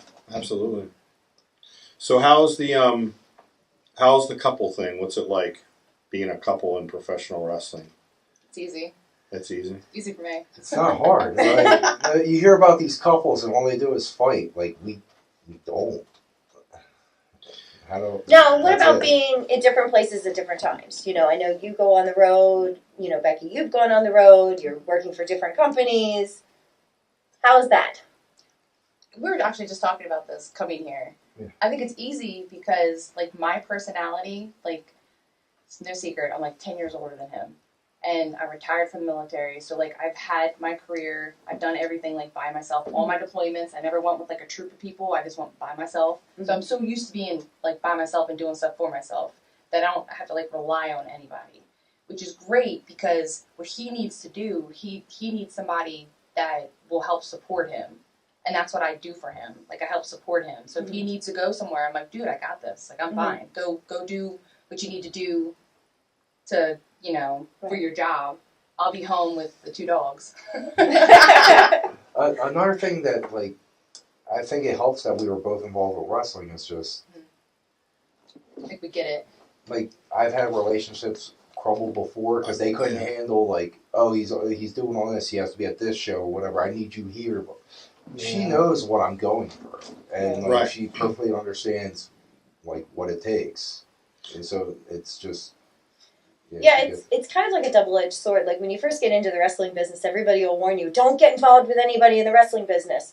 So, you take that advice for a little bit, and then you realize just how impossible it is to have a relationship with someone not in the wrestling business. So then, you're kind of like, well, this works better because you do understand the demands that are placed of each other, and, you both are backstage, not necessarily with the same company, but the atmosphere, the culture, and you can trust each other. So that's huge. So it makes sense. A big thing about relationships is finding things in common, and when you're in wrestling, you're in 100%. Mm-hmm.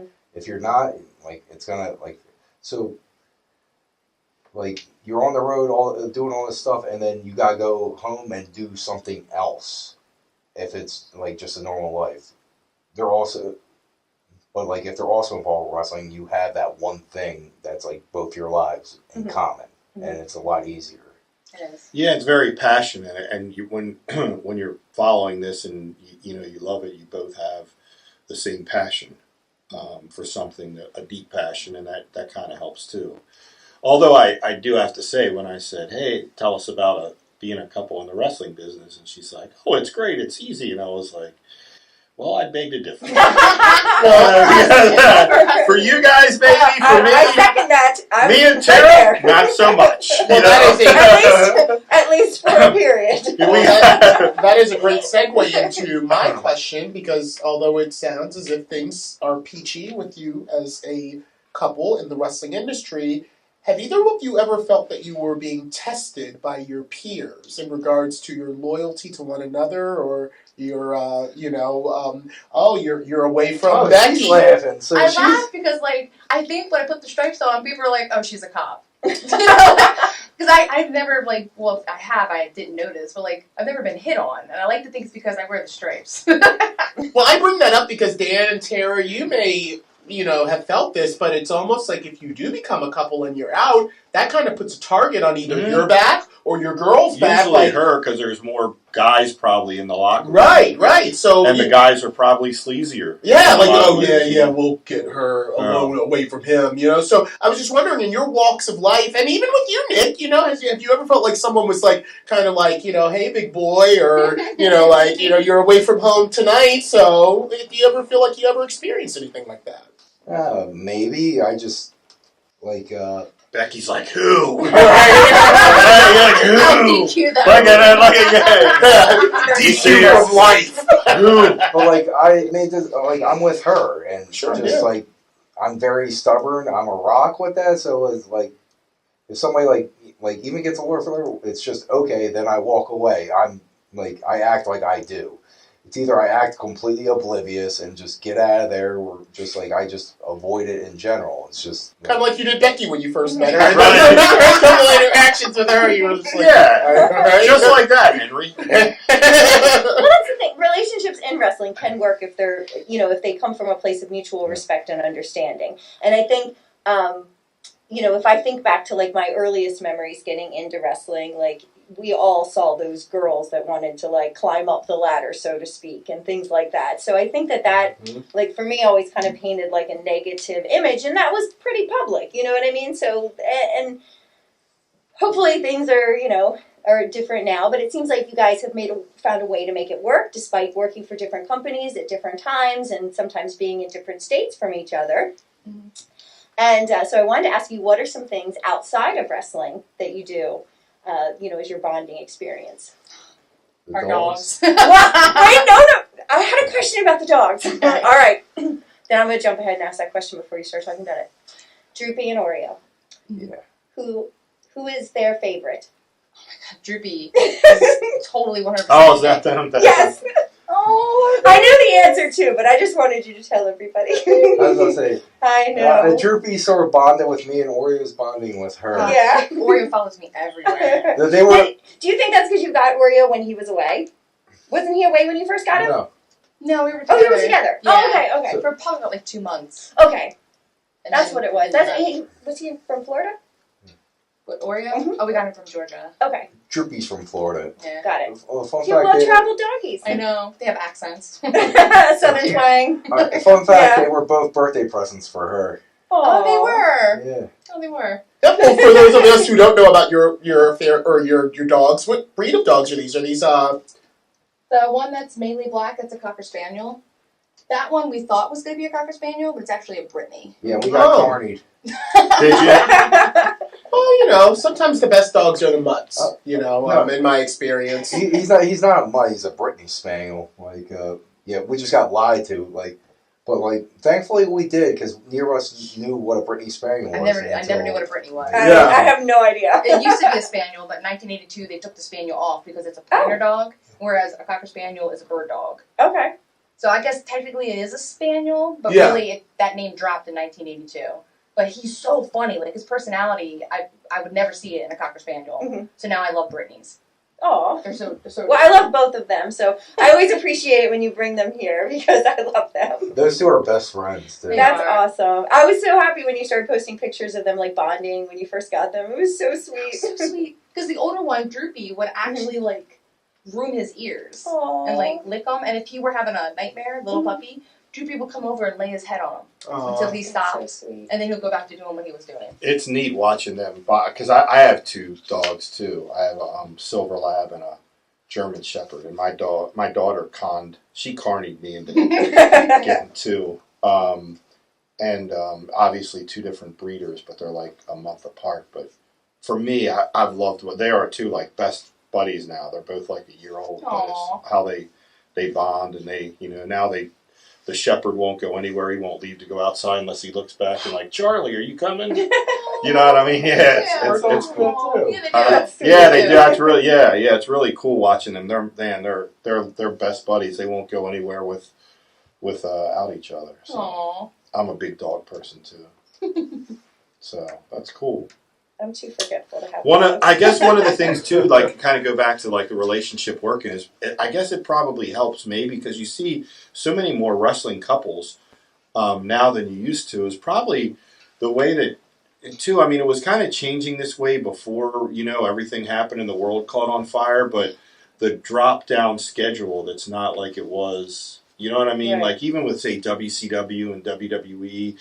And not that AEW ever had that schedule where it was, the 5 house shows a night and TVs and 6, and you're on the road and you're only home 1 day a week. Even as we get back to some type of normalcy, I think the house show business is going to be gone. I don't think you'll ever see it, to an extent. Like it seems like we're kind of, going to be a TV type industry. You know what I mean? You'll probably have house shows here and there, but that probably's got to help a little bit. In all honesty, the house shows helped develop you a lot because let's say TV happens and you only got 6 minutes and it's going to be bell to bell, and Right. Especially working certain places, they're going to have everything very micromanaged. They want this, they want this. But you go to a house show, you have more open reign. You get to try stuff and see if it works, and if it doesn't work, who cares? It's not a part of anything, and just you were talking about earlier about finding out who you are. When I was in NXT, I was doing the whole Ogarelli thing, and just I kept playing with different things, and I was having so much fun. And I was one of the only guys that wasn't on TV getting reactions, just because I was having so much fun out there, and just people said it just seemed very genuine, and just I learned a lot and learned to loosen up just by doing that. And if it was TV only, I never get those reps. I would never see. Absolutely. That's what we do with the birthday. And that's what I was just going to say. 100%. For us, that's what the birthday parties have kind of been, and been for us the last couple of years. We do so many birthday parties monthly. Mm-hmm. Our students use them to kind of go out and experiment. It's just exactly. a birthday party. It's 20 or 30 people. Go out and try something. The precursor to Velveteen Dream was Pretty Ricky. Oh my And gosh, I was just thinking that. remember Yes. when he came out? I remember I was behind the little wall doing sound, and I was like, "What is that?" Because he had asked me. He's like, "I'm gonna try something I've been working on," and I was like, "Okay." And then it fit, and I was like I got goosebumps. I remember that. Mm-hmm. Your layouts for the birthday parties are actually that's something I've been very impressed by because I've seen birthday parties done other places and it's horrible. Me too. My blueprint of what not to do. The stuff with the balloons and the little things Yeah. here and there, and then just you bring the one little kid in for a match, Mm-hmm. and you treat it like a show, and it's done very well. I would actually want to do those parties. I've seen birthday parties where they teach kids how to clothesline, so they make each kid clothesline one of your students. Oh my God, no! And it's just so many bumps, and then it's just miserable. And then I went to one nearby location, and they had a kid battle royal. You know how we do the balloon battle royal? They had a legit kid battle. That's royal. a lawsuit. The liability insurance here is going up just talking about it. Yeah, right? And I remember being at it. 2 kids went to the hospital, and I was like, "Oh, We don't this want is that. not what we're gonna do." Yeah, Tara kind of, and RJ, I think, for a while intentionally kept me away from birthday parties because I'll never forget walking in. I can't remember why I popped in on a Saturday or something, but I trusted him. It worked out. I remember coming in on a birthday party and I looked up in the ring and there was this kid in the ring and I was like, Was that when you also saw the Rock and Roll Express for the first time? That was actually, that was. And that So scene, you were distracted by the kid in the ring. yeah, I was, and I saw the Rock and Roll Express, but I remember seeing the kid in the ring and I was like, what's going on here? What are you guys doing? Did that kid sign the waiver? Just so we're clarifying, there's no kid wrestling matches, all right? Right. You can get a kid in the ring without having him actually wrestle. They just feel like $1 million. I was going to say They do. they keep things very professional and very safe here. Yeah. So. I've done thank birthday you for parties. that. I've done birthday parties here. I know. Yeah. Well, they are. They're great. They are great. So they're like house shows. I just worry about.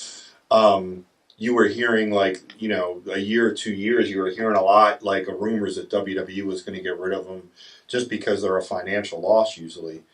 And that's changed over the years. Like there's so much content available. I think that's probably one of the reasons. If it's not a TV, it's not a TV taping, less interest in going for WWE because there's so much content. You know, so much content. That's probably one of the things that hurt, or has kind of damaged the house show business. But now it's going to be a thing of. It's going to be really weird as the country opens back up. Some states are going to be way behind. Some, you know what I mean. I think it's going to be a little more difficult to kind of figure out a touring schedule when some states are open and some states, you know, it's going to be interesting the next probably year trying to navigate. I'll tell you what I think is going to happen. I think that with the lack of house shows from the big ones, that the indies are going to become the house shows. I think and so the too. indies are going to get in some of these big arenas. May not fill them up, but we know sleight of hand, park a lot of those seats off, cut the arena off in half, and here we are. So I feel like kind of bad for like a lot of like the Division I athletes that get picked up. Like they're like you'd be surprised how quickly they get it, but like those guys aren't going through the indies, and like because like a lot of those will get picked up right away, and if they're not getting those like house show reps, like it's completely different. Dark match on TVs is what they're going to have to do, I guess. But I agree totally with what you're saying. They have matches at training all the time. I've had so many training matches like throughout the years, and nothing compares to an actual show. Right. Like you're in there with like a raw audience and all that. Like not even birthday parties because like those kids are like they know the cheer. Like I've worked like house shows where it was like only a couple people out and like nobody's making any noise and you're trying to have a match and then like you have a bunch of people trying to outdo each other and it's just like and then like stuff goes to a disaster and you just need to be in there when it's a disaster just to like experience it so you don't like lose your stuff when it happens at a bigger stage because like stuff's gonna go wrong and like experience is the one that doesn't freak out and keeps it going and then like the person who like tries to do everything perfectly and like he's only wrestled on TV he's only where everything's like going perfect and then the one time it doesn't go perfect he's gonna freak out. He needs to be in those situations where everything goes bad. And I think that's evident, sorry, Tara, but I think that's evident when you talk about that and that experience, how the guys that get signed, the Kevin Owens and guys like that come up through the indies, how fast they skyrocketed past NXT and to like the main roster, which is obviously because like you're saying, coming from that with that independent experience as opposed to guys that are like homegrown that they grow, that they take years, you know what I mean? Right. It takes years to get them to a level, and that's why all those Kevin Owens and guys just kind of blow past. They get brought into NXT, and all of a sudden they're, you know, they don't stay there for long. Yeah. It's like with kids, you want them to fail to some degree when the stakes are low, like when they're 7, for example, versus when they're 27, having failure at their job. So like if something goes wrong, like you said at a house show, then you learn how to bring it back around and you learn how to fix it. If you never fail, you never learn those skills, and it's just like with a kid who never fails at something. Grows up to be a brat. But, I mean, but it's the same kind of thing. It's a lower stakes environment where you can learn from it. Like, even if you're told what to do and you know what to do, it's entirely different to actually, like, be in there when it happens. So, like, the kid could know exactly what, like, oh, you're supposed to do this, but, like, he's still freaking out. Like, you need to, like, nothing, no experience, like being in front of a lot of crowd. Exactly. That's a learning and teachable moment. That's great. That's right. So, and AEW, you seem really happy. Yeah. I can tell you, I was telling you this before we went on the air, Jeff Jones, who's going to be on in a few weeks, one of my probably closest friend in the wrestling business. We've been friends now 30 years. I know it must be a great company to work for because I've known him 30 years now. We met in 1991 when I started training, and I've known him through a lot of jobs and a lot of companies, and he's always been really miserable and hated everything, and he absolutely loves working. He's the happiest I've ever known him in 30 years. So I can tell just from him it must be a great company and a great organization to work for. I don't know what else to say. It is. Like, I feel like very happy, very at ease. Like she used to like hear from me like years ago about like me like getting so frustrated and losing my mind, and then just like I come home now and she goes like she just sees like a different me. Yeah, it seems like one of the things that Tony Khan, like for me from the outside looking in, is that just as a fan that loved wrestling and had the financial ability to start it, he really kind of let the wrestlers guide the setup of the company too, not just putting the structure in place and setting it up, but actually the culture. And listen to a lot of the wrestlers and people in the business about things that they didn't like about other companies or companies they had worked for, things that made them feel good or feel bad about being a part of the business. And he's kind of implemented that in his company, which it seems like it's a really good culture. And like I said, I can judge just by Jeff. Like, man, I never known this guy to be happy, and he absolutely loves it there. So. Yeah, so very good. And Becky, you love working for MCW. I do. Now, I how do both of you active on social media? Do you have handles that you would like people to follow you to learn more about your journey together? I'm so bad with Twitter. I am too. Thank you. It's different. You got once you play. I like know. Twitter so much I better don't like than it. Facebook. It's like the news. I feel so uneasy just because like I go like. I'm supposed to be like this monster, and I go but that doesn't sound right. And I go like, oh, let me tweet this. I go like, that sounds too funny. That's not okay. What can I like? I'm so like. You know, look, I think that all the time too. Like, because I'm old school. I think you have that old school the way you think, but it's so different now where it's almost like wrestling fans just accept you're just. Right. You know, like you can turn your character on and off. Like I would always think that, like you got to be a character all the time. Like it's good that you think that. Where this is where I've realized sometimes, like I think wrestling's kind of passed me by or I'm out of touch. But then I just like it's like people on social media just you are what you are. You know what I mean? Like you're overthinking it. I feel like you're trying to portray something and like. With social media, you just expose that you're a normal person, and you're trying to sell that these people are larger than life. Mm-hmm. It's very different. The only people I think that run social media like very well are the people with actual larger than life personalities. I have a buddy like currently in the performance center who just like he comes out, he plays air guitar, and he does crazy lifts. And then you go on his Instagram, he's very famous for just like screaming and then doing these insanely impractical. Extremely heavy lifts, and then like he has this huge Instagram following, huge YouTube following, and just like he's a character. And then like, let's say the person doesn't like with the stuff he posts, the videos he posts, you can take like I'm trying to think of one of his most recent videos. He just like he does this screaming like 700-pound deadlift, and then he's like playing like crazy rock guitar solos and all that.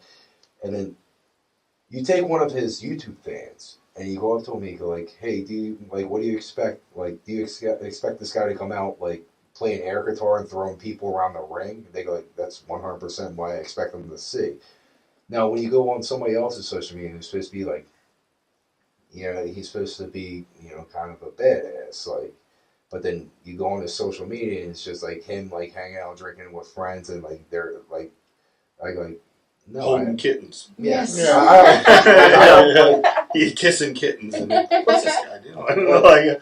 Like I've been told, like, oh, it's a show, like from like certain sources or whatever. Like they may not be big or not. They're like, oh, they know it's a show. Like you see, like people come to like you see like these fanfares with like Marvel movies and all that. But like this is not a Marvel movie. This is not like you're not like. I'm not Nick Comoroto presents something else. Like I'm supposed to be Nick Comoroto, and just I feel it's hard to figure out. I feel like when you show people too much, it kills a lot of what you're trying to show, and just like hasn't the weirdest thing? Yeah, just for me for 30 years, seeing the one of the weirdest things a couple weeks ago for me, as I flip on and I'm like, what? Undertaker on Joe Rogan, and his Undertaker was on Joe Rogan, and he was just sitting down for 2 hours but he was Mark. Yeah, you know what I mean, and talking. And I was just like, wow, that was just It was weird. Mm-hmm. Imagine I had to process it right now. imagine if Twitter like came out in like the late 1980s or 1991, and then just like you're watching like Hulk Hogan like hang out with like Macho Man like backstage. Oh, it wouldn't have been the same. Listen, it wouldn't have been the same. I would have been. I would have been heartbroken. Listen, when I tell this story. When I started training in 1991, there was no internet. There was no social media. There was I went into wrestling. I didn't read the sheets. I only read the wrestling magazines and watched WWF and WCW on TV. 95% of me thought it was a complete shoot. The 5% that had listened to my dad tell me that crap is fake, and I was like, you don't know what you're talking about. Mm-hmm. Hulk Hogan drops a leg on you, brother. You ain't getting up. Right. So I was completely in and bought in. And when I remember being heartbroken when I started to learn about the business, and learn about it. So I get it, because I believed, man. When I signed up at the wrestling school, I believed, with all my heart, So I only had a little bit of doubt. Like, also with television shows now, like certain characters give a certain aura that like you think they're so cool and all that, but then like you don't see that guy on social media. You see the actor playing them. Mm-hmm. Like we're trying to like portray like that's who we are. So I feel like the less we know, the less the people know, the better. Right. Like the more you expose, the more you just show that it's an act, and just they know it's an act, but like just you have to present it like it's real. I think I might have a solution for you. How about The Adventures of Droopy and Oreo? Oh my god. There. Done. Put them on Instagram. What's that? And that's your Instagram? Yeah. Yeah. There are a So lot you of can live vicariously through them. They're adorable. They'll get lots of followers. You can interact and be your funny self, and no one ever has to know. Right now, Oreo just got neutered, Uh-huh. and I can't do it. he's been whimpering, and he goes Oh. right. Oh, right stop! to You're making it worse. I'm Oh, up. see? Look at this. See? Stop. You can do this. In all honesty, this big monster guy with a straight jacket with a little cocker spaniel like hanging out, like that's something you can see too, like. You can do the Alright, but puppy you- dance. Yeah. You could do it in a way that you're not in every picture. Well, You know. like you can present a certain way. Like if you want to present me as like a big monstrous baby face, you give me a little puppy, and then like I care about that We can puppy. make a little straight jacket for Droopy. Oh my gosh. And Droopy See, there can you be go. you. The best There you part go. about Like Sarah just hooked my it up. cat has an Instagram too, and the best part about it is He will listening hate to that. his other little cat and dog and rabbit and possum friends. He's got all species of animals he's followed by, Aw. and they interact as themselves. So like, he's got a couple of cats named like Fish and Chips that follow him. Like, there's a whole bunch of different ones. And they interact as their animal counterparts, which is the funniest thing. And I they'll don't want to go into that world. I really That's don't. what I said, I've got a solution. Have you ever for played you. Animal Crossing? I know That's what it is. sounds like. It sounds like And what it's you- a video game for Nintendo. It's Sarah, really you can't leave popular. everybody hanging now. You got to give your cat's Instagram. It's handle. S'mores the chunky cat. So, So, all right, S'mores the chunky cat. Let me Not go ahead, chunky, not chunky. He is beyond chunky. He is chunky. Chonky. Yes, Chunky. S'mores the I don't know how to chunky spell cat. that. So Okay. with an O. With an O, yes. Okay. 'Cause he So is with the whole big. Instagram thing and all that, like at one point I was posting videos of me doing stuff. Like I figured like I can do that because I can do more than anybody else, and just like, oh hey, look, like he actually is that monster, and it like some of them were funny, and just then eventually like I'm like crap, I can't like hold up like a wrestling class to do this. I can't take up my whole gym like doing this, and so I'm trying to find different ideas and eventually maybe do that again. But like the guy I was talking about that does the lifts, he has his own home gym in his garage where he does everything. Like so, I would need probably to set something up. I just feel like if you want to present yourself as something larger than life, you have to be something larger than life. I do remember the videos you posted. it was you in a gym, didn't have like AstroTurf or something, and you were pulling the sled, or you were doing some crazy like drill where you went all around the gym. That was the Nightmare Factory. Okay, yeah. See that? I remember that. See, that's the kind of stuff that would be a good avenue for you.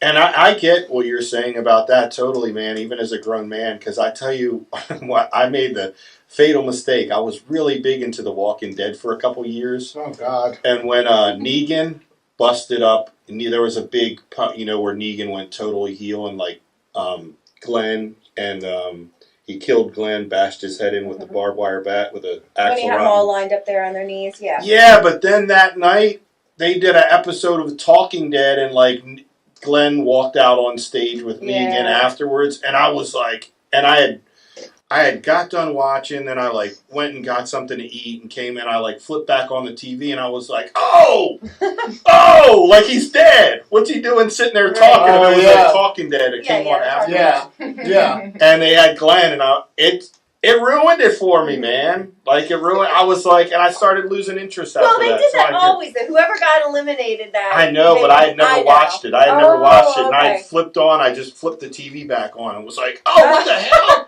And it really took me out of the moment. I watched it religiously. I liked it for that aspect because I always felt like when they killed someone off, I always felt like it was so abrupt and like I wanted more, and so I liked the Talking Dead because it would give you got to talk. They got to bring them back from the dead, and you could talk to them. So, like that was still a television show, and that was like a different show afterwards, like where everything is.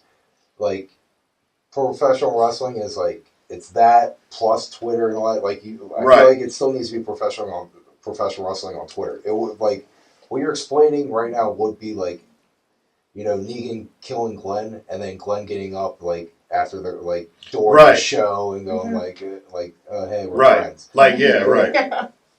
Yeah, I get it. I'm with you. Believe me, I'm with you. I just think we're in an area that we're in a time that it's so weird, kind of. It's like it's expected of you to be active on social media, but also there's lots of reasons why people don't want to. And like you've raised very valid points about, how do you convey your character and still be you?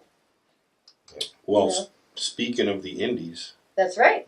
Larry, what time is it? It's time for one of my favorite parts of any MCW cast. It's time for General Manager of MCW Pro, Phil Stamper, to fill us all in.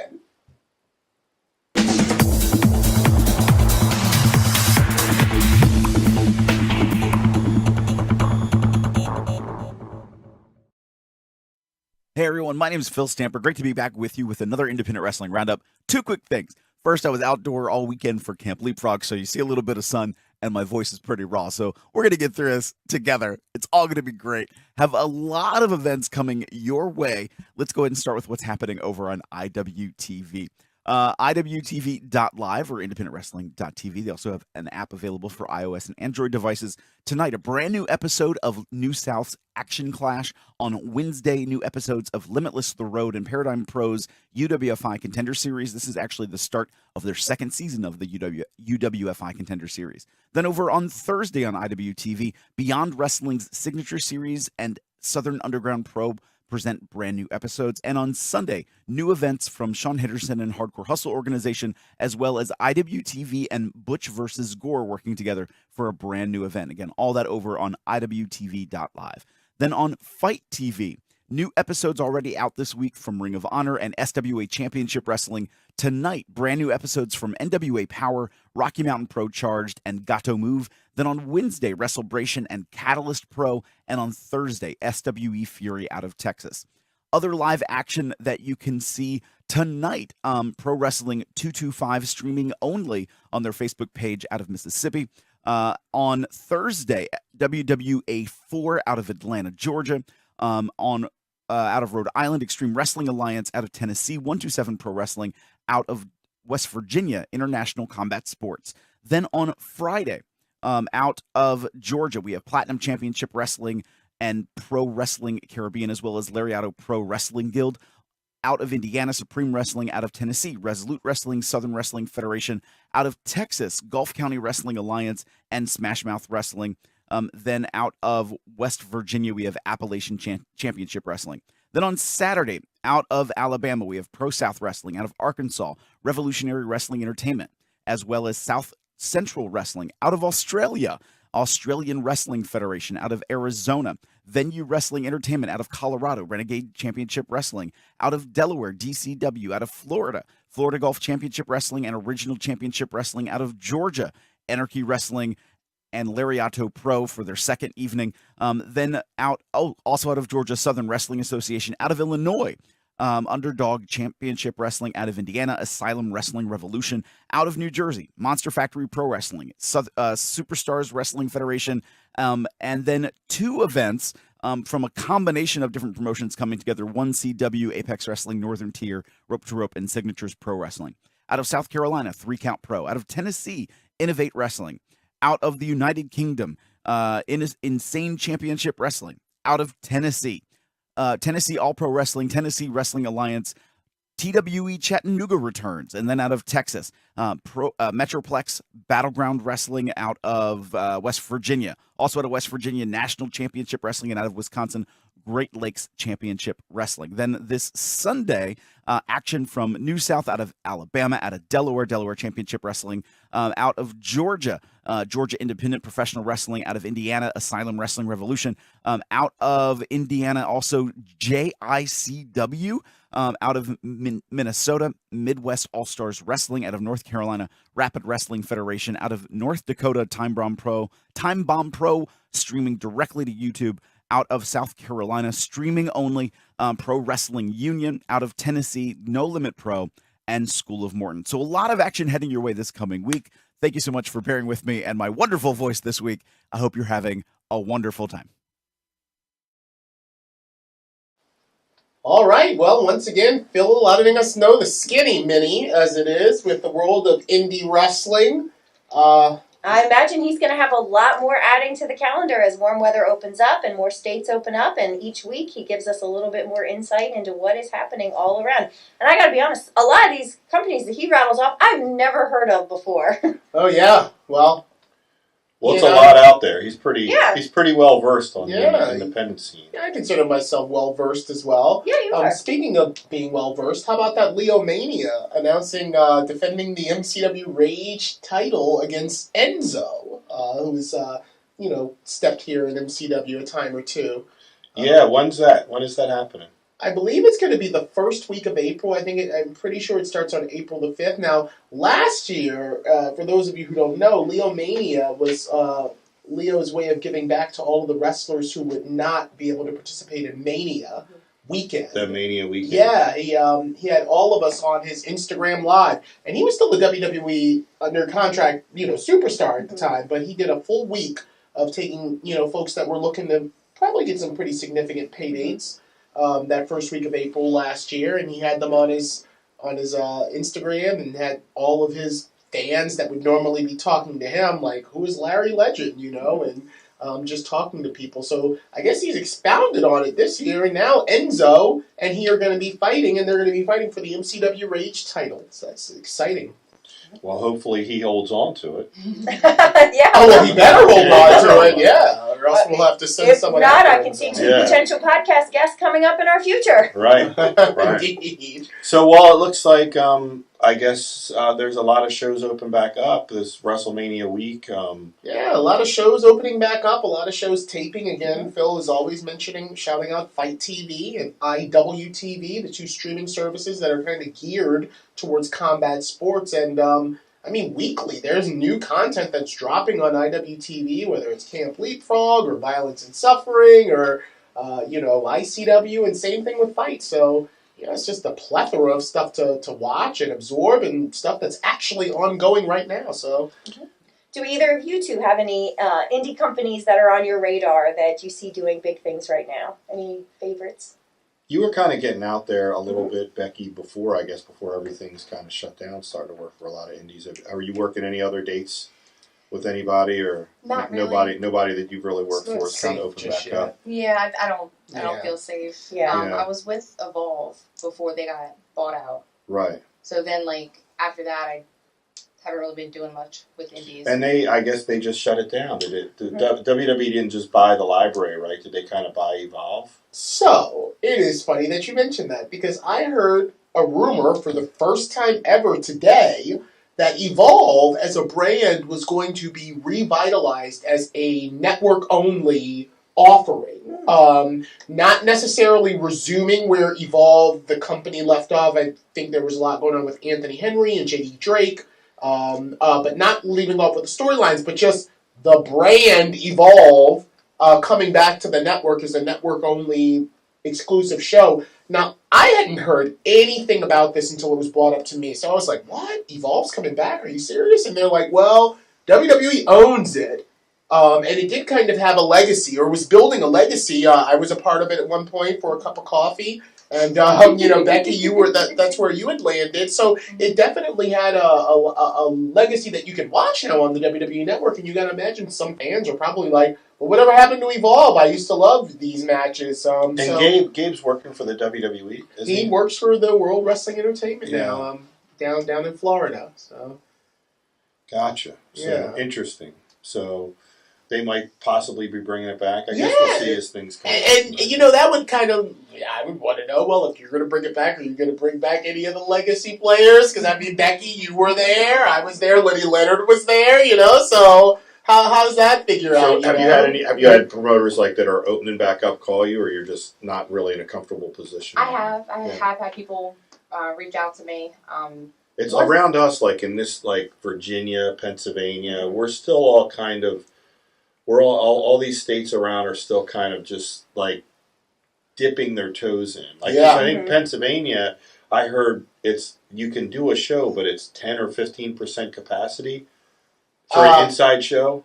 So, the last I heard about the state of Pennsylvania was that they came down hard on GCW for doing that 24/7. Oh, did they? So what happened was that the Pennsylvania State Athletic Commission was like, hey, $53K, where's our cut?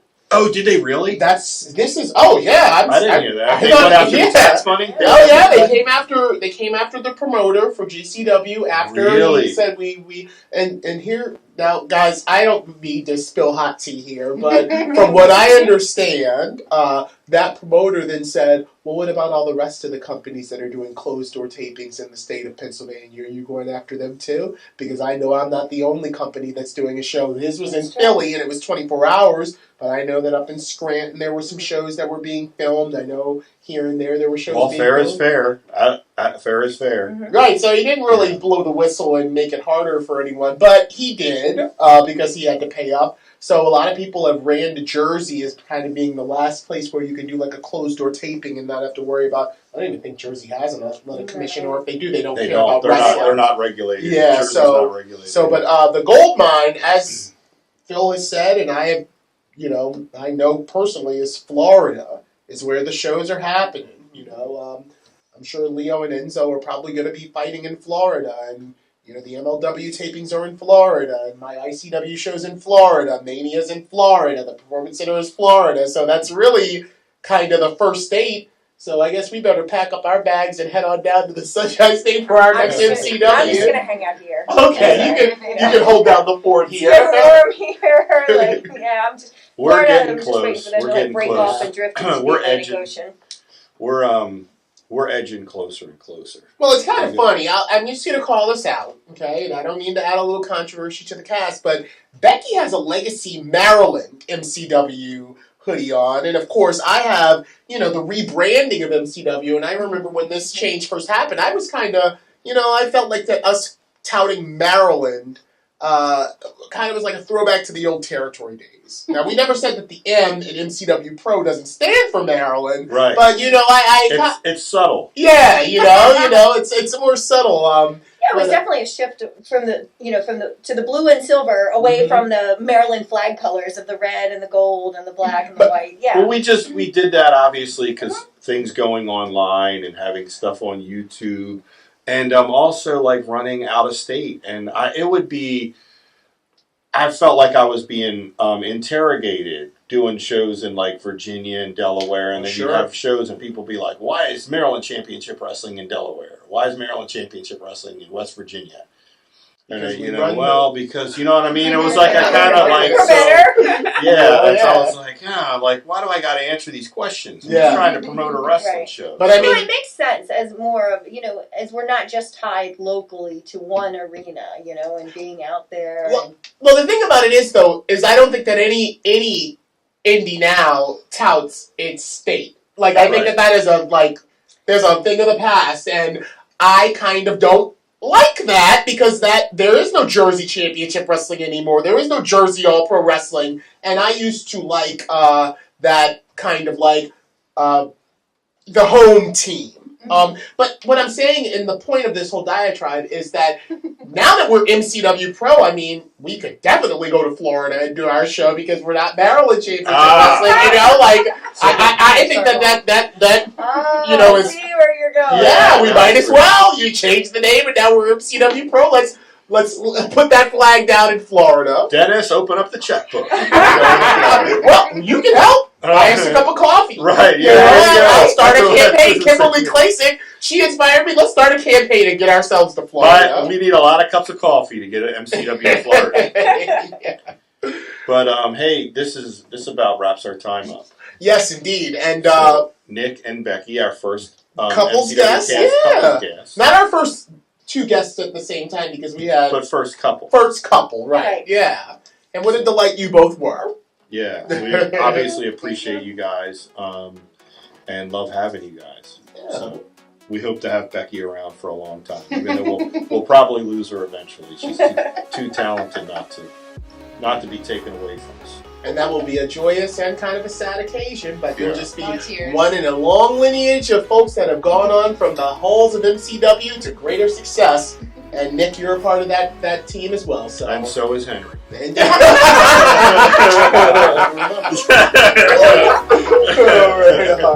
All All right, right, thanks guys. yeah, we'll see you next Tuesday at 8 for another edition of the MCW Cast.